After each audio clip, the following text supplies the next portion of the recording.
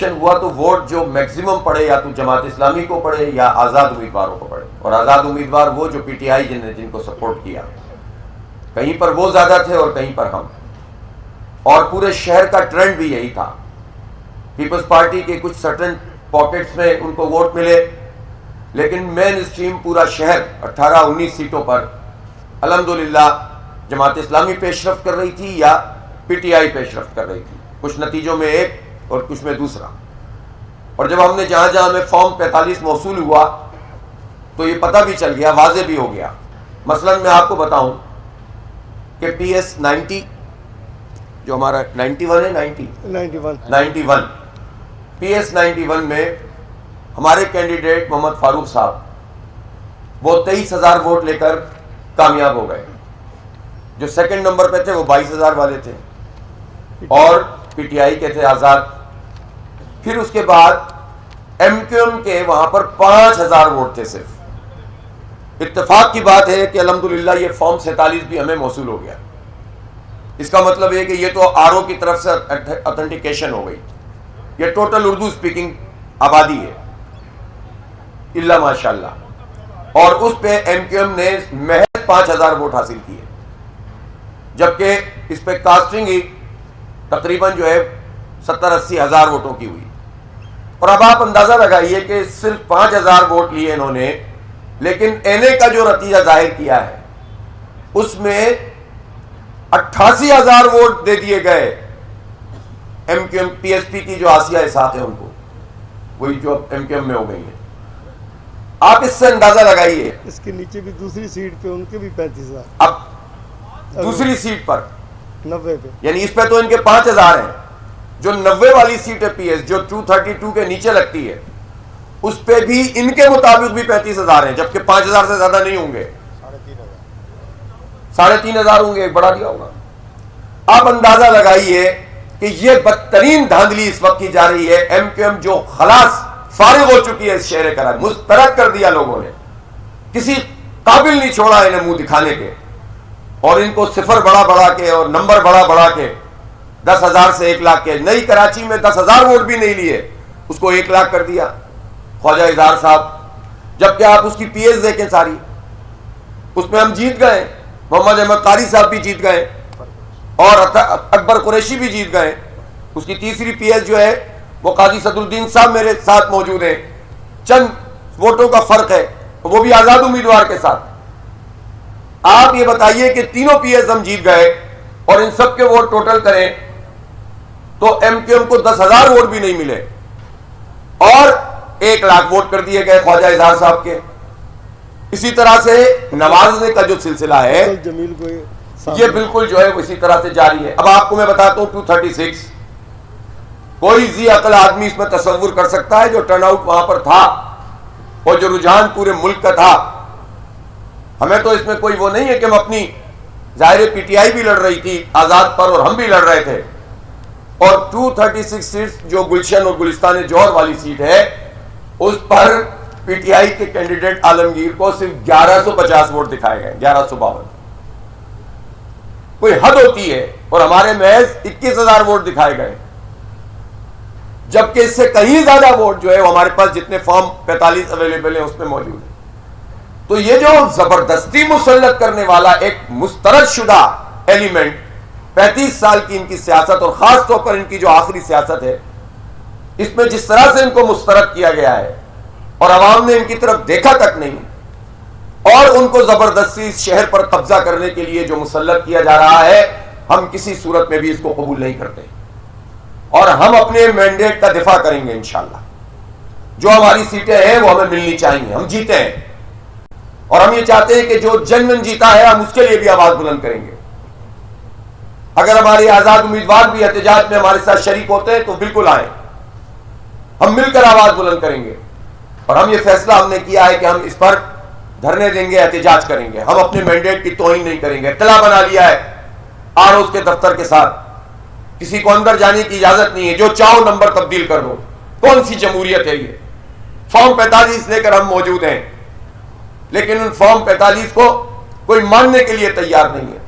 हम शहर भर में जीते हैं अल्हम्दुलिल्लाह, या पीटीआई जीती है, कहीं वो ज्यादा कहीं हम ज्यादा, लेकिन हम दोनों का रास्ता रोककर किसी तीसरी ऐसी कुव्वत को जिसको 5% भी लोगों ने वोट नहीं डाले हों, उसको जो मुसल्लत किया जा रहा है, ये बदतरीन सूरत हाल है। ये इलेक्शन कमीशन तमाशा बना हुआ है, पूरी दुनिया के सामने मजाक बना हुआ है और इसकी कोई क्रेडिबिलिटी मौजूद नहीं है। जो फॉर्म 45 है वो भी इलेक्शन कमीशन का दिया हुआ है, उसकी कोई हैसियत नहीं है। जो प्रिजाइडिंग अफसर ने अपना अंगूठा लगाया हुआ है, पोलिंग एजेंट्स के साइन उस पर मौजूद है, नंबर्स उस पर मौजूद है, और वो भी कितनी मुश्किल से हमने हासिल किया है। लिहाजा मैं बहुत वाज़ेह करना चाहता हूं कि मैंडेट की तौहीन कबूल नहीं है। हम फाइट करेंगे, यह हमारा जायज कानूनी हक है और हम हर लेवल के ऊपर यह एहतजाज करेंगे और इस एहतजाज के दायरे को पूरे पाकिस्तान में फैलाना हुआ तो पूरे पाकिस्तान में फैलाएंगे इंशाअल्लाह। यह तौहीन हमारी पार्टी की नहीं, कराची के अवाम की तौहीन है, पूरे मुल्क की मईशत चलाने वाले शहर के अवाम की तौहीन है। इस पूरे प्रोसेस से एतमाद उठाने की साजिश है। आप कहां लोगों को धकेलना चाहते हैं? अगर बार बार आप इस तरह से मैंडेट पर कब्जा करेंगे, कभी मेयर नहीं बनने देंगे, वहां सीटें छीन लेंगे, कौमी और सूबाई की सीटें छीन लेंगे, जबरदस्ती लोगों को मुसल्लत करेंगे, तो जो जेन्युइन और डेमोक्रेटिक तरीके से उम्मीद लगाते हैं नौजवान, आप उनको क्या टेररिस्ट बनाना चाहते हैं? क्या पूरे डेमोक्रेटिक प्रोसेस से उनका एतमाद हटाकर उनको दहशतगर्द बनाना चाहते हैं? कौन जिम्मेदार होगा इसका अगर लोगों ने यह सिलसिला जो है वो शुरू कर दिया? हम इनको मेन स्ट्रीम में लेकर चलना चाहते हैं। अब भी मुझे लोग कल से सवाल कर रहे हैं, हाफिज साहब, नौजवान पूछते हैं आप हमें बताएं कि फिर हासिल क्या हुआ जब हम इतनी मेहनत करते हैं, मुहिम चलाते हैं, मरते हैं, लड़ते हैं, लोग भी वोट डाल देते हैं, जीत जाते हैं हम, और फिर ये एक कलम घुमाकर और टाइप करके हमारे पूरे मैंडेट की तौहीन करते हैं, तो हमें फायदा क्या कि इस जमहूरी निजाम में हम जाएं? क्या बताना चाहता है ये इलेक्शन कमीशन और क्या बताना चाहते हैं वो लोग जो इलेक्शन कमीशन पर असरअंदाज होते हैं? पूरी कौम को ये मैसेज दे रहे हैं कि तुम्हारे मैंडेट की कोई हैसियत नहीं है, कोई वक़्त नहीं है, हम जो चाहेंगे वो करेंगे। 38 अरब रुपए से इंतखाब करवाया और यही नतीजा बनाना था, तो ये तकल्लुफ क्यों किया? इसलिए बहरहाल जमात इस्लामी एक जमहूरी जमात है, पुरअमन मुजाहिमत पर हम यकीन रखते हैं।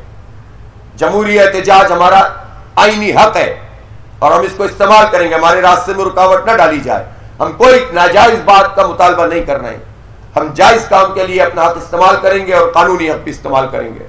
बहुत शुक्रिया।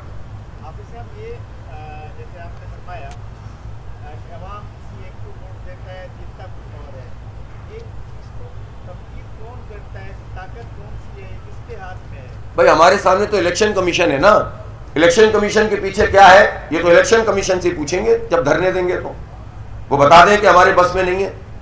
अभी तो आरोज और डियारोज ही कर रहे हैं, जो फेस वैल्यू होगी उसी पर बात की जाएगी। लेकिन ये बात लोगों को समझ में आ जानी चाहिए ना कि कब तक पाकिस्तानी कौम को इस तरह से हाँकेंगे, कब तक इस तरह से चलाएंगे? लोग क्या सोचते नहीं है, समझते नहीं है? ये आज सोशल मीडिया का जमाना है और सोशल मीडिया ने देख लिया ना कितने अपनी ताकत का इस्तेमाल करते हुए शिकस्त तो दे दी है ना ऐसे सारे हथकंडों को पूरे मुल्क में। जो तैयार करके लाए गए थे उनका क्या हाल हुआ है? चेहरा छुपाकर जो है वो उनको जो सीटें दी जा रही हैं, तो उनके चेहरों की हालत देखिए आप पूरे मुल्क की सतह पर। जो वजीर आजम बनने के लिए खड़े हुए थे, जो अपनी स्पीच तैयार करके बैठे हुए थे, उनकी हालत तो देखिए कल पाकिस्तान के अवाम ने उनका हाल क्या किया है। ऐसे लोग मुसल्लत कर रहे हैं आप लोग। और फिर उन्होंने यहां तो वैसे ही ठेके पे देने की बात की थी, पहले ही तय कर लिया था।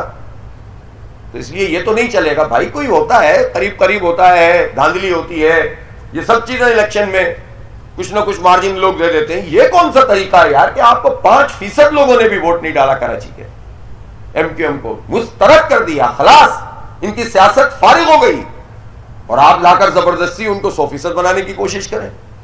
कैसे कबूल कर लेंगे हम इस बात को? कराची में नेटवर्क बंद था, नेटवर्क बंद था, जाहिर है जो आप बात कर रहे हैं, लोग डब्बे उठा के जा रहे थे, वहाँ पर रेंजर्स मौजूद थे, पुलिस मौजूद थी, वो तो कुछ नहीं कर रही थी। क्या पहले से ये प्लान हुआ था कि यहाँ पे? इन सब बातों से तो यही लगता है। देखिए मैं तो अभी तक मैंने कोई ऐसी बात नहीं की जिसके मेरे पास एविडेंस ना हो। ये जो डब्बे उठाकर ले गए थे, जाहिर डब्बे उठाने का तो एविडेंस है, लेकिन उसके नतीजे में जो उन्होंने नंबर बदले वो फॉर्म नहीं है मेरे पास। लेकिन जो फॉर्म मौजूद है मैं तो उसकी बात कर रहा हूं। इसी तरह से जो चीजें हमारे पास मुकम्मल सबूत की सूरत में हमें पता है वो बात कर रहा हूं। तो ये कौन सा तरीका है भाई इस तरह से जो है वो चीजों को चलाने का?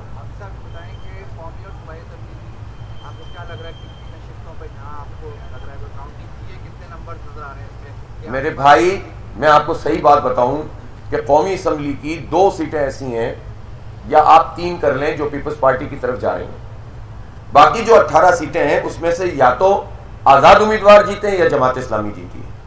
और अगर कहीं ऐसा भी हुआ है कि कौमी पर अगर आजाद उम्मीदवार जीते हैं तो नीचे की 2 सूबाई पे जमात इस्लामी जीती हुई है। हम दोनों ही जीते हैं, हमारे अलावा कौन जीता है? लेकिन और कोई करीब करीब भी नहीं है। चलो करीब हो कोई बहुत ज्यादा, जब करीब भी नहीं है तो फिर आप कैसे मुसल्लत कर सकते हैं किसी मुस्तरद शुदा आंसर को? सही, आज से करेंगे इंशाल्लाह। अभी कर रहे हैं उसकी भी इंशाल्लाह।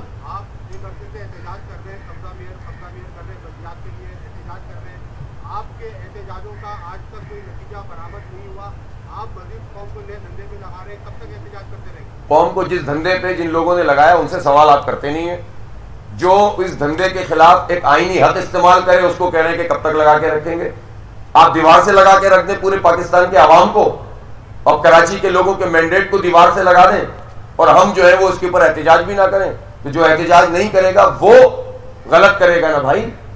तो हम तो अपना ये आईनी हक इस्तेमाल करते हैं। आप क्या समझते हैं कि जो होता रहे और हम एहतजाज भी ना करें? तो ये तो नहीं होगा ना।